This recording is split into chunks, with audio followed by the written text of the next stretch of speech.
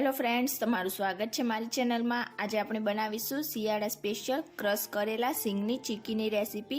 તો એકદમ બજાર જેવી જ ક્રિસ્પી અને ખાતી વખતે બિલકુલ પણ મોઢામાં ચોટે નહીં એવી આ ચીકી આજે આપણે પરફેક્ટ પાયો બનાવીને બનાવીશું। તો ચાલો બનાવીએ। રેસીપી સારી લાગે તો વિડીયોને લાઈક કરજો, વધુમાં વધુ શેર કરજો અને ચેનલને સબસ્ક્રાઇબ જરૂરથી કરજો। तो तेना माटे सौथी पहला तो आपणे गैस पर एक पेन राखीशुं अने तेमां 1 कप काचा सींगदाणा उमेरीशुं अने हवे आपणा बधा ज सींगदाणानो हलको कलर चेन्ज थईने फोतरा अलग ना थवा लागे त्यां सुधी आपणे सींगदाणाने शेकी लईशुं।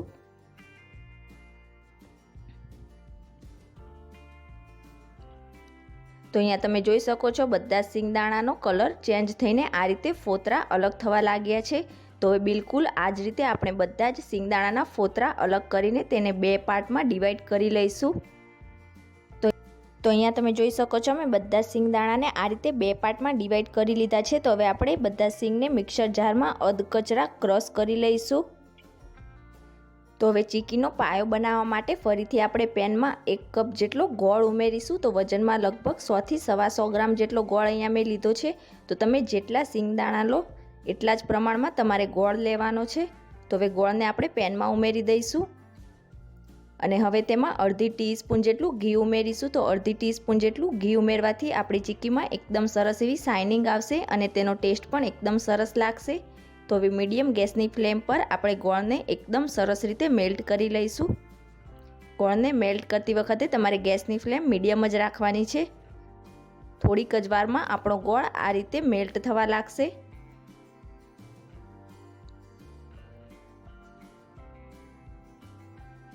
तो अहींया तमे जोई शको छो आपणो बधो ज गोळ थोड़ीक ज वारमां एकदम सरस रीते मेल्ट थई गयो छे।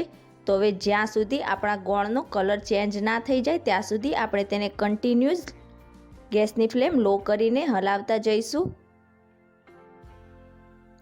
तो जेम जेम आपणा गोळनो कलर बदलावा लागशे तेम तेम गोळमां आ रीते घणा बधा बबल्स आवा लागशे अने गोळ फूलीने हलको थई जशे।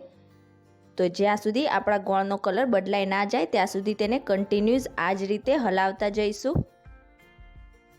अने हलावती वखते तमारे गैसनी फ्लेम एकदम स्लो ज राखवानी छे। तो तमे जोई शको छो थोड़ीक ज वारमां आपणा गोळनो कलर बदलाई गयो छे। तो हवे चीकी बनाववा माटे आपणा गोळनो पायो परफेक्ट छे के नहीं ते चेक करवा माटे बाउलमां थोडुं पाणी लईशुं अने तेमां थोड़ो मेल्ट करेलो गोळ उमेरीशुं। तो चेक करती वखते तमारे गैसनी फ्लेम स्लो ज राखवानी छे।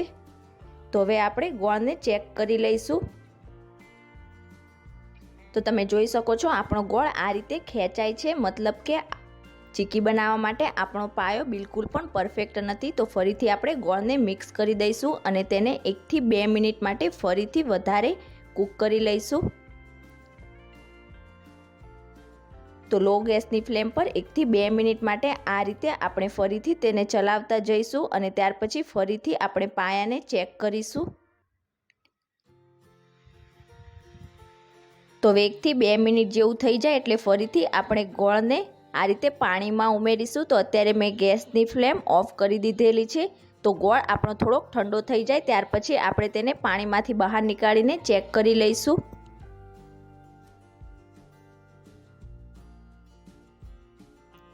तो अहींया तमे जोई शको छो गोळ ठंडो थया पछी आ रीते आपणे तेने तोड़ीए तो गोळना टुकड़ा थई जाय छे, मतलब के चीकी बनाववा माटे आपणा गोळनो पायो एकदम परफेक्ट छे। हवे आपणे जे सींगदाणाने क्रश करीने राखेला ते तरत ज गोळमां एड करी दईशुं। तो सींगदाणा एड करती वखते आपणे गैसनी फ्लेम ऑफ ज राखवानी छे अने हवे तरत ज एकदम झड़पथी आपणे मेल्ट करेला गोळ साथे बधा ज सींगदाणाने मिक्स करी लईशुं। तो आ प्रोसेस तमारे एकदम झड़पथी करवानी छे। जो तमारो गोळ ठंडो थई जशे तो मिश्रण तमारुं एकदम कड़क थई जशे अने तमारी चीकी बिल्कुल पण सारी नहीं थाय। तो एकदम झड़पथी आपणे बधी ज सींगने मेल्ट करेला गोळ साथे मिक्स करी लईशुं।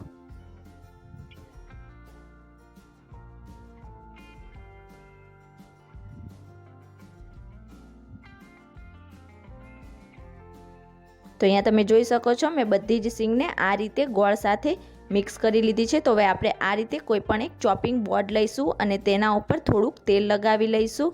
તમે તેલની જગ્યાએ ઘીનો યુઝ પણ કરી શકો છો.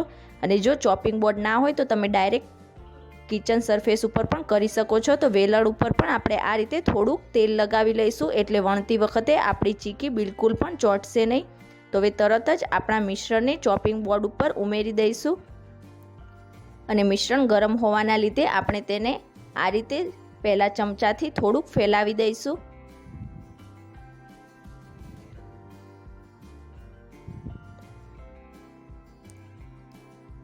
અને હવે આપણે ચીકીને વણી લઈશું. તો તમે જોઈ શકો છો વેલણ સાથે આપણી ચીકી બિલકુલ પણ ચીપકતી નથી. તો તમારે જાડી કે પાતળી જે રીતની ચીકી જોઈતી હોય એ રીતની તમારે ચીકી વણવાની. તો આ રીતે કિનારીને આપણે થોડીક સેટ કરતા જઈશું અને ચારે બાજુથી ચીકીને વણીને તૈયાર કરી લઈશું. તો વણતી વખતે પણ તમારે થોડીક સ્પીડ રાખવાની છે. જો મિશ્રણ તમારું ઠંડુ થઈ જશે તો તમારી ચીકી બિલકુલ પણ વણાશે નહીં.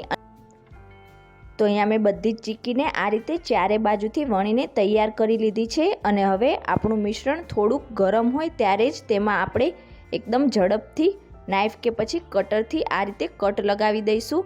તો મિશ્રણ થોડુંક ગરમ હોય એટલે તરત જ આપણે આ રીતે કટ લગાવી દેવાની છે. જો મિશ્રણ ઠંડુ થઈ ગયા પછી તમે તેમાં કટ લગાવશો તો તમારી ચીકીના ટુકડા થઈ જશે અને બિલકુલ પણ ચીકી સારી નહીં થાય. તો આ જ રીતે પહેલાં આડી અને ત્યાર પછી ઊભી કટ લગાવી દઈશું. તો અહીંયા ચીકીના પીસ તમે તમારી પસંદ પ્રમાણે નાના કે મોટા કરી શકો છો. તો અહીંયા તમે જોઈ શકો છો મેં બધા જ ચીકીના આ રીતે પીસ કરી લીધા છે. અને હવે આપણી ચીકી 10 થી 15 મિનિટ જેવી ઠંડી થઈ જાય ત્યાર પછી આપણે તેને ચોપિંગ બોર્ડ ઉપરથી અલગ કરી લઈશું. તો અહીંયા તમે જોઈ શકો છો મેં બધી જ ચીકીને આ રીતે અલગ કરી લીધી છે. અને એકદમ ક્રિસ્પી અને ટેસ્ટી એવી આપણી આ સિંગની ચીકી બનીને તૈયાર થઈ છે. તો તમે પણ ઘરે આ રીતે સિંગની ચીકી ના બનાવી હોય તો એકવાર આ રીતે પાયો બનાવીને જરૂરથી ટ્રાય કરજો. અને આજની મારી રેસીપી તમને કેવી લાગી એ મને કમેન્ટ કરીને જણાવજો. રેસીપી સારી લાગી હોય તો વિડીયોને લાઇક કરજો, વધુમાં વધુ શેર કરજો અને ચેનલને સબસ્ક્રાઈબ જરૂરથી કરજો. Thank you for watching.